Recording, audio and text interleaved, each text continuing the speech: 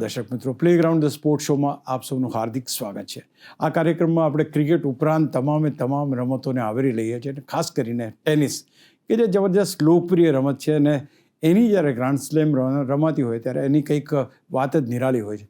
આજે આપણે વાત વિમ્બલ્ડનની કરવી છે. વિમ્બલ્ડન આમ તો વર્ષોથી રમાય છે, પણ વિમ્બલ્ડનના કયા એવા પાસાઓ છે કે મારા અને તમારાથી અજાણ છે? આ માટે વિશેષ ચર્ચા કરીએ પહેલાં નજર નાખીએ એક રિપોર્ટ ઉપર. ટેનિસ હવે ફરી એકવાર બદલાઈ રહ્યું છે. ફ્રેન્ચ ઓપનમાં અલ્કારાઝ અને સિનરની ઐતિહાસિક ફાઇનલ સૌને યાદ છે.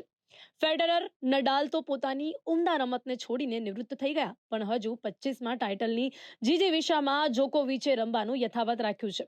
ગ્રાસ કોર્ટ પર રમતી વિશ્વની શ્રેષ્ઠ ટેનિસ ગ્રાન્ડ સ્લેમમાંની એક એવી વિમ્બલ્ડન શરૂ થઈ ચૂકી છે, અને તેના અપસેટ્સ પણ શરૂ થઈ ગયા છે. 138મી વિમ્બલ્ડનની આવૃત્તિ કદાચ જોકોવિચની છેલ્લી ગ્રાન્ડ સ્લેમ હોઈ શકે. સ્પેનના ડિફેન્ડિંગ ચેમ્પિયન અલ્કારાઝની સામે વર્લ્ડ નંબર 1 સિનર અને સર્બિયાનો દિગ્ગજ ખેલાડી જોકોવિચ પડકાર સર્જી શકે છે. જોકોવિચે 2023માં ટાઇટલ જીત્યું ત્યાર પછી ઘણા પાણી વહી ગયા, પણ ટાઇટલ હાથ નથી લાગ્યું. અન્ય અગત્યના ખેલાડીઓમાં બ્રિટનનો ડ્રાપર, અમેરિકાનો ફ્રીડ્સ તેમજ ઇટલીનો મુસેટી પણ જીતવા માટે કોર્ટ પર ઉતરશે. જ્યારે વિમેન્સ સિંગલ્સમાં અમેરિકાની કોકો ગોફ કેટલી અસરકારક સાબિત થાય છે તે જોવાનું રહ્યું. આ ઉપરાંત ડિફેન્ડિંગ ચેમ્પિયન ક્રેજ્સિક્રોવા, વોડ્રોસોવા, સંબાલેકા, સ્વિયાટેક જેવા ખેલાડીઓ પણ કાઠું કાઢી શકે છે. ટેનિસ હવે નવું નથી રહ્યું. જૂની પેઢીના ખેલાડીઓનું સ્થાન નવી પેઢીના ખેલાડીઓ લઈ લીધું છે, પણ તોય આ મોસ્ટ ડિસિપ્લિન્ડ અને ચોક્કસ ડ્રેસ કોડ ધરાવતી વિમ્બલ્ડન જોવાની મજા કંઈક ઓર જ છે. તો દોસ્તો, વેલકમ બેક. પ્રમેશભાઈ મોદી મારી સાથે જોડાયા છે, કે જેઓ ટેનિસ સાથે વર્ષોથી સંકળાયેલા ઘણા બધા ખેલાડીઓ એમણે તૈયાર કર્યા છે, અને ખાસ કરીને ઇન્ટરનેશનલ લેવલે બહુ જબરજસ્ત પ્રસિદ્ધિ લોકો પામ્યા છે. પ્રમેશભાઈ, સૌ પ્રથમ તો આપનું સ્ટુડિયોમાં સ્વાગત છે. અને સ્વાગતની સાથે જ એક સવાલ પૂછવો છે. વિમ્બલ્ડન કેમ બધી ટુર્નામેન્ટથી અલગ? 4 ગ્રાન્ડ સ્લેમ રમાય છે, એમાં વિમ્બલ્ડન કેમ ખાસ? કેમ એ બીજી ટુર્નામેન્ટથી અલગ? હા, થેન્ક યુ અશોકભાઈ. વિમ્બલ્ડન મારો ફેવરેટ નહીં, પણ બધાનું ફેવરેટ સરફેસ છે, અને ફેવરેટ ગ્રાન્ડ સ્લેમ કે ફેવરેટ ટુર્નામેન્ટ છે. એના કારણ એ છે કે એક તો ઓલ્ડેસ્ટ ટુર્નામેન્ટ છે, જે સૌથી જૂની ગ્રાન્ડ સ્લેમ કે સૌથી જૂની ટેનિસ ટુર્નામેન્ટ કહેવાય તો વિમ્બલ્ડન. બીજું, ગ્રાસ પર રમાય છે. એ ગ્રાસ એવું સરફેસ છે કે જે અલગ ગેમ હોય છે, એના પર ગેમની જે સ્ટાઇલ હોય છે, જે એબિલિટી જોઈએ એ અલગ હોય છે. અને ત્યાં ઓફકોર્સ બધાને ખબર છે કે એ રોયલ કહેવાય છે, કારણ કે ત્યાં Duke and duchess of cantt આવે છે. ઇંગ્લેન્ડના જે બી પ્રસિદ્ધ લોકો છે અને આખા દુનિયાના જે પ્રસિદ્ધ લોકો છે ત્યાં અવશ્ય સેમિફાઇનલ જોવા જાય. ઇવન આપણા સચિન તેંડુલકર પણ રેગ્યુલરલી ત્યાં વિઝિટ કરીને જોવા જાય છે. ઘણા બધા ફિલ્મ સ્ટારો પણ આપણા જોવા જાય છે. અને it's a white and white. એનું એલિગન્સી, એની રોયલનેસ બધી અલગ જ છે. એટલે વિમ્બલ્ડન બધાનું ફેવરેટ છે. ખાસ કરીને વિમ્બલ્ડનની વાત કરીએ તો grass court. Now amongst all the surface, કઈ સરફેસ બહુ જ કન્વિનિયન્ટ? કઈ સરફેસ ઉપર રમવાની મજા આવે? કઈ સરફેસ ઉપર જેને કહેવાય કે બોલ બહુ આરામથી તમે ફોરહેન્ડ, બેકહેન્ડ લગાવી શકો અને મુવમેન્ટ તમારી બહુ સારી રીતે કરી શકો? Which is the most convenient court surface? સૌથી સારું સરફેસ બધાના દ્રષ્ટિએ અને આખા દુનિયામાં જે સૌથી વધારે સરફેસ છે એ છે ક્લે કોર્ટ. આખા યુરોપમાં તમે જુઓ ને તો લગભગ 15,000 થી 20,000 ક્લે કોર્ટ્સ હશે. અને સ્પેનમાં ઇટસેલ્ફ 3,500-4,000 ક્લે કોર્ટ છે. બેલ્જિયમમાં એટલા ક્લે કોર્ટ છે. ઇવન ફ્રાન્સમાં પણ તમે આપણી ફ્રેન્ચ ઓપન પણ ક્લે કોર્ટ પર રમાય છે, જે પેરિસમાં રમાય છે. એટલે ક્લે કોર્ટ પર બોલ સ્લો આવે, રેલીઝ વધારે થાય, ઇઝીલી રમી શકાય, પણ 100% મહેનત બહુ જોઈએ તમારે. એમાં એબિલિટી અને ફિઝિકલ ટેસ્ટિંગ પાવર બહુ આવી જાય છે ક્લે કોર્ટ પર. જ્યારે ગ્રાસ કોર્ટ પર છે એકદમ ફાસ્ટ સરફેસ છે, એમાં સ્કીડ થાય છે. અને આજની ને પહેલાંની રમતમાં આપણે ડિફરન્શિએટ કરીએ તો હું કહું કે પહેલાં 7 વોલી વધારે રમતા હતા ગ્રાસ કોર્ટ પર. તો હું તો 100% વાત કરવા માંગીશ કે જ્હોન મેકેન્ડ્રો વખતે, પીટ સામ્પ્રાસ વખતે, સ્ટીફન એડબર્ગ વખતે, જે લોકો, અને Rod Laver, of course we can't forget him, the rocket, એ લોકો બધા 7 વોલી વધારે રમતા હતા, અને ઇવન રિટર્ન કરીને ચિપ એન્ડ ચાર્જ કરતા હતા. એટલે that was a very good different era of game. હવે આજકાલ સૌથી વધારે પાવર પર જતું રહ્યું છે, અને બોલની સ્પીડ અને physical speed of the players is unbelievably very vast difference in the 90s પહેલાં કે 2000 પહેલાંની અને આજકાલના લોકોની. ખાસ કરીને કયા એવા ખેલાડી જેને બહુ જ મોસ્ટ ડિસન્ટ પ્લેયર અથવા તો most effective player on grass court અત્યાર સુધીના જે સૌથી સારામાં સારા ખેલાડીઓ તમે તો જોયા છે બધાને? ગોડ ઓફ ટેનિસ રોજર હા, ફેડરર. એ અને બંનેમાં મેન્સ અને વિમેન્સ.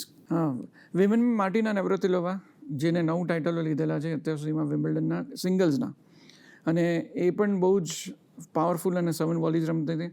અને રોજર ફેડરર, એલિગન્સી, આજે પણ ઇવન ધો ઇઝ રિટાયર્ડ 2 વર્ષ થઈ ગયા કે 3 વર્ષ થઈ ગયા, પણ એને most respected and most loved player આપણે કહી શકીએ કે રોજર ફેડરર.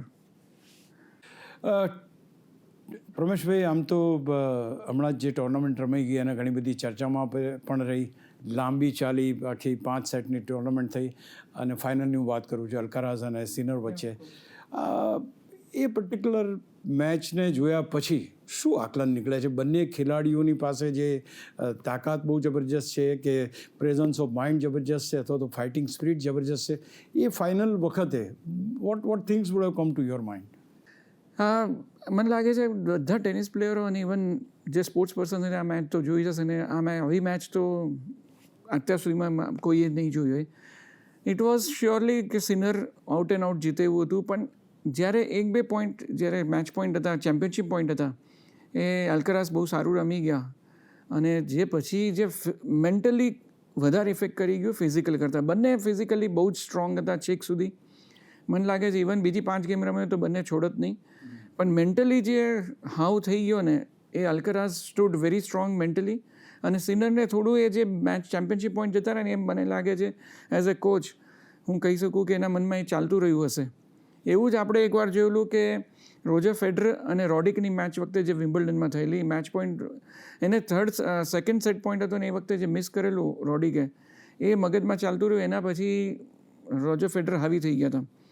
એટલે ધીસ ઇઝ ફિઝિકલી તો હોય છે જ ટેનિસમાં, પણ મેન્ટલી પણ એટલું જ ઇક્વલી ઇમ્પોર્ટન્ટ છે કે તમે મેન્ટલી સ્ટ્રોંગ રહો, મેન્ટલી તમે પોઝિટિવ રહો, અને ભૂલી જાઓ જે પોઈન્ટ તમે ખરાબ રીતે હારી ગયા હો કે ઇઝી પોઈન્ટ હાર્યા હો, તો you have to forget that.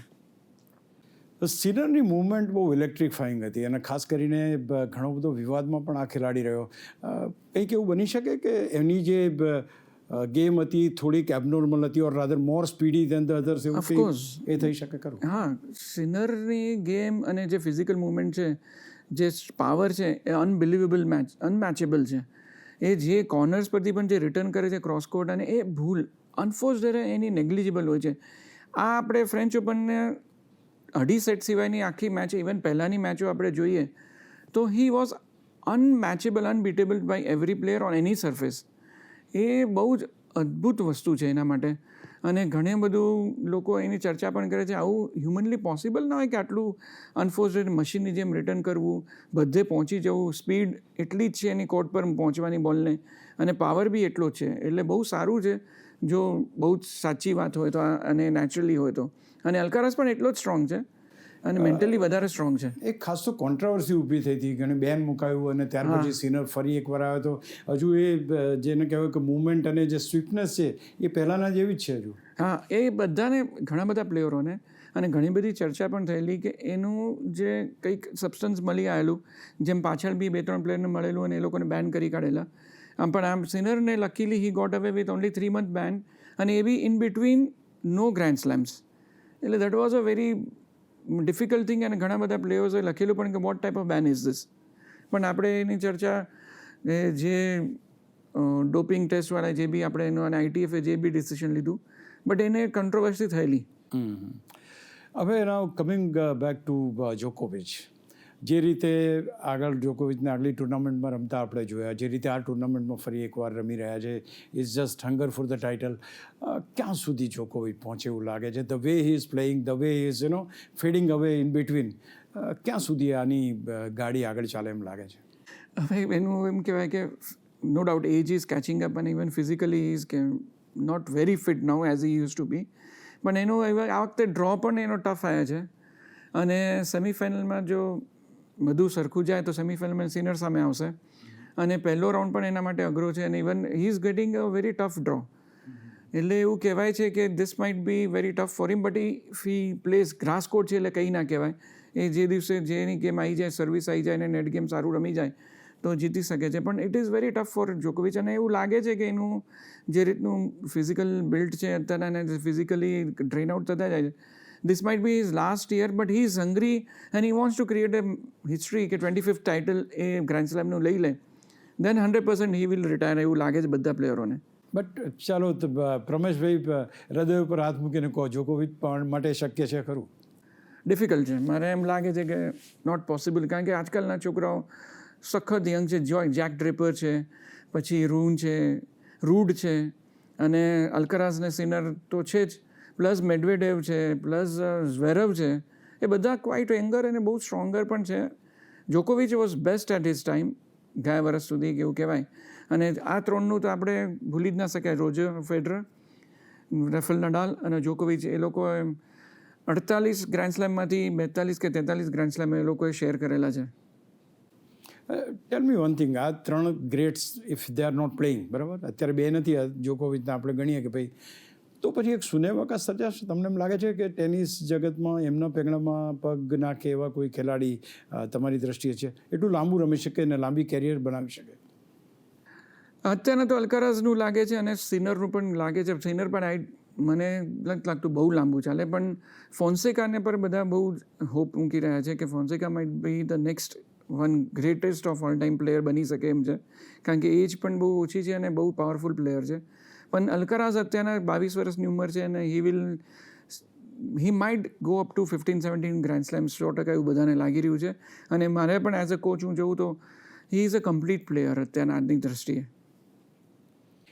અચ્છા, if you are comparing this three, Alcaraz, Sinner અને જે તમે કહ્યું એ, જે રીતે ટેકનિકની દ્રષ્ટિએ તમે જુઓ તો પેલા ત્રણ જે લેજન્ડ્સ છે એની કમ્પેરિઝનમાં કોણ એની ટેકનિક્સથી બહુ નજીક એવું લાગે છે? I think Alcaraz is quite close to all the three. પણ the difference is આ ત્રણ એવા હતા કે જે બહુ જ ક્લાસિક પ્લેયર કહેવાય, જે technically very sound plus physically quite good, અને their movement અને the appearance on the court was very prominent. આપણને એમ લાગે કે આ જોયા કરીએ. વ્યુઅરશિપ પણ તમે એમ જોશો તો ઘણું બધું ડ્રોપ આઉટ થયું ફેડરરના ગયા પછી ને નડાલના ગયા પછી. જોકોવિચ was not like by everyone. એ પોતે પણ કન્ફેસ કરેલું કે I am not most like player. એટલે એને બી ખબર હતી કે આ ત્રણને કમ્પેરિઝનમાં જોકોવિચનું 10% આવતું હતું અને આ બેનું 80-90% આવતું હતું. પણ Alcaraz might be better than rest of the players આજની દ્રષ્ટિએ ટોપ 10માંથી. સૌથી પહેલાં વિમ્બલ્ડનની જે ત્યાંની સરફેસની વાત કરી, ત્યાંના ડ્રેસિંગ છે, ડિસિપ્લિન છે, બધી વસ્તુ એક કંઈક અલગ જ પ્રકારનો ટેસ્ટ આપે છે. નવ હાઉ યુ રેટ, કારણ કે અહીંયા આગળ રમવા માટે બી એક ડિસિપ્લિન જોઈએ, અને સાથે સાથે you should be able to take the spectators તમારી બાજુ આવે એવું એક તમારો એટીટ્યૂડ બી હોવો જોઈએ. Do you feel that young attitude is there in this people? વિમ્બલ્ડનની વાત કરીએ તો Wimbledon is the most respected અને રોયલ ત્યાં ગ્રાન્ડ સ્લેમ કહેવાય. ત્યાં એ લોકો વ્હાઇટ સોક્સ કમ્પલસરી હોય છે, શૂઝ વ્હાઇટ હોય છે, કોઈ બી કલર નથી ચાલતું. એટલે આની એકદમ અલગ જ ક્લાસ છે. અને આનો આ overall tennis is a gentleman's game. અહીંયા તમે આપણે પહેલાં બી કદાચ બધાને ખબર હશે કે ખાલી ગુસ્સામાં બોલ ફેંકેલો જોકોવિચને તો આખી મેચ બેન થઈ ગઈ હતી. એટલે આની ઉપર અહીંયા તો કોઈ બી તમારે ગમે તેવો ગુસ્સો કે ગમે તેવું તમે એટીટ્યૂડ ચાલે જ નહીં. એટલે આ બધા પ્લેયરોમાં રહેવું જ પડશે એ પ્રમાણે. અને અલ્કારાઝ તો છે જ. અલ્કારાઝનું ફિઝિકલ અને જે ફેશિયલ એક્સપ્રેશન તમે જુઓ તો બહુ સારું છે બધા કરતાં. He is very sound, very cool, very કામ. અને ઇવન ઝવેરેવ પણ ઘણું બધું સારું બિહેવ કરી રહ્યો છે અને બહુ સારું એનું છે. એ પહેલાં જેવું નથી કે જે આપણે કિરિયોસને જોયેલો. કિરિયોસ બહુ નાટક કરતા હતો કોર્ટ પર અને બહુ જ ધતિંગો કરતા હતા. એટલે ઓવરઓલ અત્યારના બધા પ્લેયરો બહુ સારું બિહેવ કરે છે અને કરવું પડશે જ. એક ઘણીવાર પૂછેલો સવાલ છે, છતાં એકવાર પૂછવાનું મન થાય છે. ક્રાઉડ તમને સપોર્ટ કરે, will that be in favour of you or it will be in against of you? Of course it will be a favour of us, but there will be lot of pressure also. પણ ફેવરમાં હોય તો તમારો pump up થઈ જવાય છે કોઈ બી પ્લેયરને.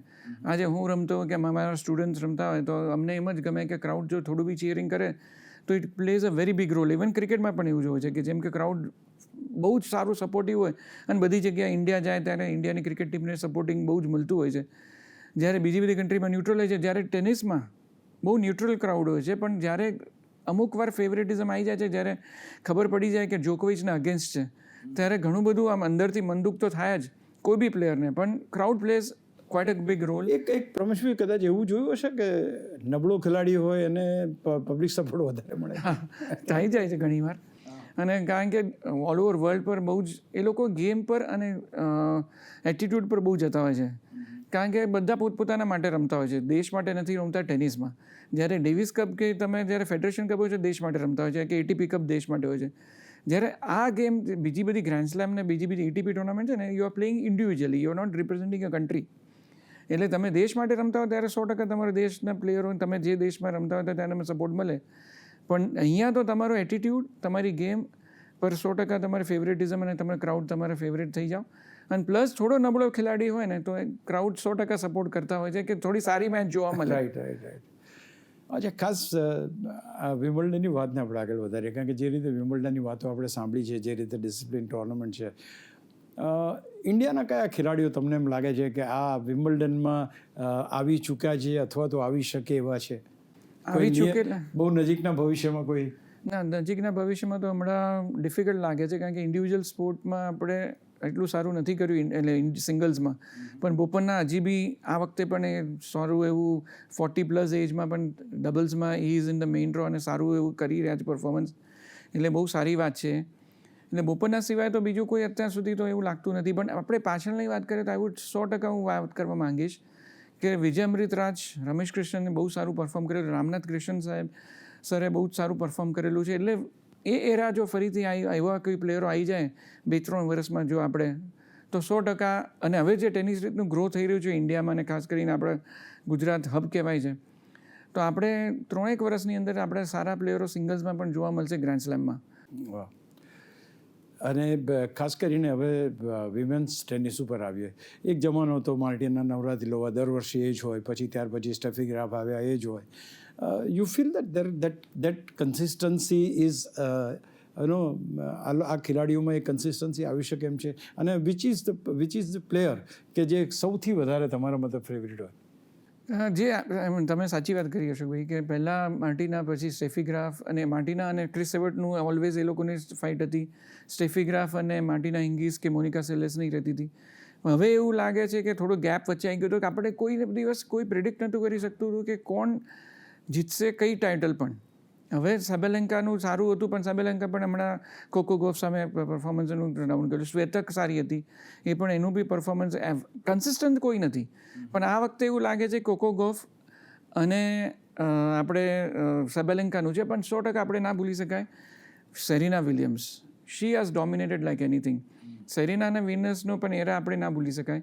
એ બે બહેનોએ સખત પરફોર્મન્સ કરેલું છે, અને એ બે જણાના ઇવન ગ્રાન્ડ સ્લેમ્સમાં પણ પરફોર્મન્સ સારું રહ્યું છે, વિમ્બલ્ડનમાં પણ સારું રહ્યું છે. પણ હવે એમ લાગે છે કોકો ગોફ જે એજ છે અને જે રીતે પરફોર્મન્સ કરી રહી છે, શી માઇટ ડોમિનેટ, અને એ કન્સિસ્ટન્ટલી પરફોર્મ કરશે, કારણ કે સ્લોલી ઉપર આવી છે. અને નવ કમિંગ બેક ટુ જે વિમેન્સની આપણે આ વાત કરી, મેન્સની વાત કરી, તમારા એકોર્ડિંગ ટુ યુ અત્યારના જે ખેલાડીઓ રમી રહ્યા છે વિમ્બલ્ડન ઉપર, મોસ્ટ કમ્ફર્ટેબલ પ્લેયર અને જેને વોચ કરવો દરેકને ગમે, who you would like to prefer? Like આ વિમ્બલ્ડન કોર્ટ ઉપર કયો એવો ખેલાડી કે જે તમારી દ્રષ્ટિએ એક ડિસન્ટ પ્લેયર હશે? આપણે જોવા જઈએ તો જેક ડ્રેપર બહુ સારું છે, એની ગેમ બહુ સારી છે એનું, અને પ્લસ અલ્કારાઝ, એ બે જણા સારું છે. અને મને પણ એમ લાગે છે કે એ બે જણાનું જો ગેમ આપણે જોઈશું, એ બેની મેચ હશે તો બી લોકોને પણ મજા આવશે, અને people will love to watch him, કે એનું પરફોર્મન્સ, એની જે ગેમ એને નેટ પર આવી જાય છે એ. અને grass court is four net game, એટલે જે લોકો નેટ પર આવે એના માટે બહુ સારું છે. અને નેટ પર આવવાની તો જ મજા આવે, કારણ કે તમે બેઝલાઇનથી રમો તો સેમ થિંગ થઈ જાય છે, અને તમે તેમ લાગતા હોય કે તમે જાણે કે યુએસ ઓપન જોતા હો કે તમે ફ્રેન્ચ ઓપન જોતા હો. પણ જો ગ્રાસ પર તમે નેટ પર જશો ને તો people will love to watch, અને it will be a treat to see a very good game. અચ્છા, ખાસ now coming back to Gujarat, let's talk about Gujarat. કારણ કે ઘણી બધી ટુર્નામેન્ટ્સ, ઇન્ટરનેશનલ ટુર્નામેન્ટ્સ રમાય છે અહીંયા, ઘણા બધા ખેલાડીઓમાં પાર્ટિસિપેટ કરી રહ્યા છે. અને ખાસ કરીને અત્યારે જે રીતે માહોલ ચાલી રહ્યો, તમે હમણાં કહ્યું કે ઇટ ઇઝ અ હબ, તો શું ફ્યુચર છે ટેનિસના ખેલાડીઓનું, ખાસ કરીને અમદાવાદમાં? અમદાવાદની આપણે વાત કરીએ તો છેલ્લા 10 વર્ષમાં ટેનિસ અહીંયા ગુજરાત, ટુ બી પ્રિસાઇઝ, ગુજરાતનું આપણે વાત કરીએ તો Gujarat is dominating in tennis. All over ઇન્ડિયાને તમે જુઓ તો ઘણા બધા પ્લેયર્સ બહારથી પણ ઓલ ઓવર ઇન્ડિયાથી બધા અહીંયા આવે છે ટ્રેનિંગ માટે. અને અમદાવાદ ઇઝ અ હબ. અહીંયા તમે ટેનિસ એકેડેમીઝની ગ્રોથ તમે જોશો તો છેલ્લા 3 વર્ષમાં પણ 15-20 નવી ટેનિસ એકેડેમી થઈ છે જે સારી છે. અને ઇવન કોચિસ બહુ મહેનત કરી રહ્યા છે. અને શ્રીમલ સર જે અત્યારના સેક્રેટરી છે ચિંતનભાઈ પ્રેસિડેન્ટ બહુ જ સારું લાવવા માંગે છે કે અહીંયા વધારે ટુર્નામેન્ટ થાય તો લોકોને ખર્ચો ઓછો થઈ જાય. અહીંયા જો નેશનલની જો મોટી ટુર્નામેન્ટ્સ પ્લસ ઇન્ટરનેશનલની સારી ટુર્નામેન્ટ થાય, જો જે પૈસાને લીધે પાછળ પડતા હતા પ્લેયરો, જે અમે લોકોએ જોયેલું છે આખી 40 વર્ષની મારી જર્નીમાં, એના લીધે આપણે પરફોર્મન્સ ઓછું થતું. પણ અહીંયા જો ટુર્નામેન્ટ રમાય તો લોકલ પ્લેયર્સ અહીંયા જે બી ટ્રેનિંગ કરતા હોય એ લોકોને અહીંયા રમવા મળી જાય, ખર્ચો ઓછો થાય, વાઇલ્ડ કાર્ડ પણ મળે અને એ લોકોને એક્સપોઝર પણ મળે. એટલે very soon within 3 years I am sure કે અમદાવાદમાંથી અને ગુજરાતમાંથી સારામાં સારા પ્લેયર્સ ઇન્ટરનેશનલ લેવલ પર આવશે. જેમ આર્યન શાહ અત્યારે સારું કરી રહ્યા છે. હી ઇઝ ડુઈંગ ગ્રેટ અત્યારના. ઇવન ગ્રાન્ડ સ્લેમ્સમાં પણ એને વાઇલ્ડ કાર્ડ મળેલું ના, ક્વોલિફાઈંગ રમેલા એ. પ્લસ અહીંયા જે હવે કોમનવેલ્થ ગેમ્સ થવાની છે અને ઇવન આપણે એશિયાડનું પણ હોપ કરીએ છીએ કે થઈ જાય અને ઓલિમ્પિક્સ. એટલે ઘણું બધું આપણને અહીંયા એક્સપોઝર મળશે ને અહીંયા પ્રોત્સાહન મળશે, મોટિવેશન મળી જશે બધા પ્લેયર્સને. Tell me 5 top players of men's and women's આપણે જો ગુજરાતમાંથી જોઈએ તો કયા એવા સિતારાઓ છે કે તમને એમ લાગે છે કે 2-5 છોકરાઓ કે જે ફ્યુચરમાં આપણને ઇન્ટરનેશનલ લેવલ પર જોવા મળે?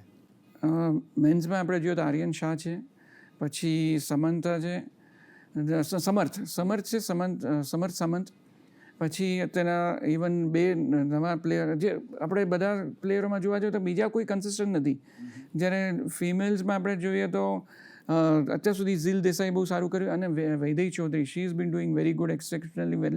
અને એને હમણાં પણ 2-3 ટુર્નામેન્ટમાં બહુ સારું કરેલું છે રિસન્ટલી. જે આઈ થિંક 250 અને 500માં પણ એને બહુ સારું કરેલું છે. એટલે એ બે અને આ 2 સિવાય બીજા બધા પ્લેયરોમાં અત્યારે એવું કંઈ છે નહીં કે સારું કરી શકે. પણ સમર્થ અને આર્યન ક્યાં સુધી આગળ? હવે અંકિતા રૈના બહુ સારું રમી રહી હતી. હવે I think age is also caught up with her. અને એનું હમણાંથી બહુ પરફોર્મન્સ બહુ સારું નહોતું. ઇવન અહીંયા પણ જે ટુર્નામેન્ટ થયેલી એમાં પણ એનું સારું પરફોર્મન્સ નહોતું. જે અહીંયા $30,000 થયેલી એમાં પણ એનું સારું પરફોર્મન્સ નહોતું. But she has done very well અત્યાર સુધીમાં અને she has created a history also. પણ હવે વૈદેહી ચૌધરી અને Zeel Desai has done very well. આમ તો ટેનિસના વિકાસ માટે ઘણા બધા પ્રયત્નો થઈ રહ્યા છે અને ખાસ કરીને એસોસિએશનમાં શ્રીમલભાઈ છે, is taking good care of it. અને આમ જોવા જઈએ તો ગવર્મેન્ટ લેવલે પણ બહુ સારું અત્યારે સપોર્ટ મળ્યું.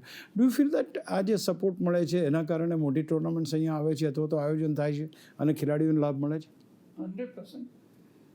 નરેન્દ્ર મોદી સાહેબ જ્યારથી કીધું છે કે ગુજરાતને સપોર્ટ અને અહીંયા જે ઓલિમ્પિક્સ કરવાની ઈચ્છા ધરાઈ અને અમદાવાદના સ્પોર્ટ્સ સિટી ઓફ ઇન્ડિયા કીધું છે, અને અશ્વિની કુમાર સાહેબે જ્યારે નેશનલ ગેમ્સ અહીંયા 3 જ મહિનામાં જે એનાઉન્સ કરીને કરી શક્યા, એમને અત્યારના જે એસએજીના પ્રિન્સિપલ સેક્રેટરી રાખ્યા છે અને એમને બહુ બધી ચેન્જીસ લાવ્યા અને બહુ બધું ફંડિંગ કર્યું છે બધી સ્પોર્ટ્સ માટે. અને ટેનિસ માટે પણ એમને એક સ્પેસિફિક અમાઉન્ટ આપી દીધેલી છે કે તમે ટુર્નામેન્ટ માટે પ્લેયર્સ માટે કરો. એના લીધે બહુ બધો ફરક આપણે 1.5 વર્ષમાં જોયો છે. અને હવે આવતા વર્ષોમાં પણ આપણે એટલો જ સારો બેટર અને બેટર પરફોર્મન્સીસ અને ટુર્નામેન્ટ જોઈશું. એના લીધે બહુ ફરક પડશે. Right. Thank you so much Pramesh for joining the talk. And it was pleasure. Thank you. તો દોસ્તો, આ હતી વિમ્બલ્ડન વિશે વાતો, કંઈક અવનવી વાતો કે જે હું ને તમે ના જાણતા હોય એ પણ જાણવા મળી. પ્રમેશભાઈ જેવી વ્યક્તિ જ્યારે ટેનિસ વિશે વાત કરી હોય, શ્રીમલભાઈ જ્યારે ટેનિસ વિશે વાત કરતા હતા, એમને સાંભળવાનો લાવો અલગ છે ને કદાચ 30 મિનિટના કાર્યક્રમમાં એમને સમાવી લેવા પણ મુશ્કેલ હોય છે. આજના કાર્યક્રમમાં બસ આટલું જ. ફરી મળીએ ત્યાં સુધી નમસ્કાર.